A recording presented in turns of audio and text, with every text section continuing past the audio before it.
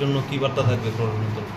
গতকাল থেকে ভারী বর্ষণ হচ্ছে এবং সারা রাত ধরেই ভারী বর্ষণ হয়েছে এবং এখন পর্যন্ত হালকা বৃষ্টি রয়েছে। নদীর জল 13.86 আমাদের বিজয় নদীর, এবং বিভিন্ন জায়গাতে গত বছরও যেটা ফ্লাডে আমরা দেখেছি, বিভিন্ন জায়গাতে যেমন গোপীনগর, উত্তর রাউতখোলা, নেতাজিনগর, কেকেনগর, দুর্গানগর, কামথানা, কৈয়াঢাপা, প্রভুরামপুর, এসব জায়গাতে কিছু কিছু জায়গাতে জল জমে গেছে।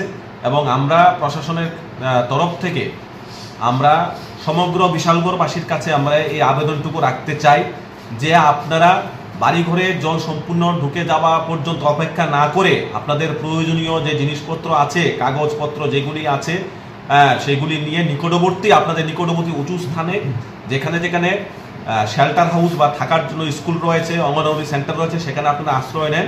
প্রশাসন আপনাদের সঙ্গে রয়েছে, সর্বদা আপনাদেরকে সাহায্যের হাত প্রশাসন বাড়িয়ে দেবে। আপনারা শুধু প্রশাসন যেভাবে আপনাদেরকে নির্দেশিকা দেবে সেই নির্দেশিকা আপনারা ফলো করুন, অযথায় কোনো গুজবে কান দেবেন না। বাড়িঘরে জল ঢোকার সঙ্গে সঙ্গেই আপনারা প্রয়োজনীয় জিনিসপত্র সঙ্গে নিয়ে নিকটবর্তী উঁচু স্থানে যেখানে আপনাদের শেল্টার হাউস রয়েছে সেখানে আশ্রয় নেন। বিশালগড় মহকুমা প্রশাসন সর্বদা আপনাদের সঙ্গে রয়েছে। স্যার, বিশালগড়ের ডেঞ্জার লেভেল কত মিটার হলে হয়?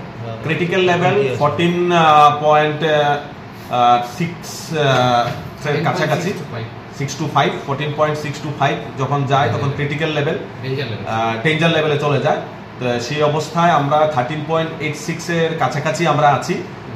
যদি ভারী বর্ষণ যদি না হয়, আমরা আশা করছি যে জল বাড়বে না, তবে আমরা পুরোপুরি বিষয়টার উপর নজরদারি রাখছি এবং আমরা প্রশাসনের তরফ থেকে আমরা সমগ্র বিশালগড়বাসীর কাছে আমরা আবেদন করছি যে আপনারা অতি দ্রুত আমাদের কাছ থেকে নির্দেশিকা পাওয়ার সঙ্গে সঙ্গে আপনারা নিকটবর্তী যে আশ্রয় স্থানগুলিতে আছে সেখানে আশ্রয় নেবেন।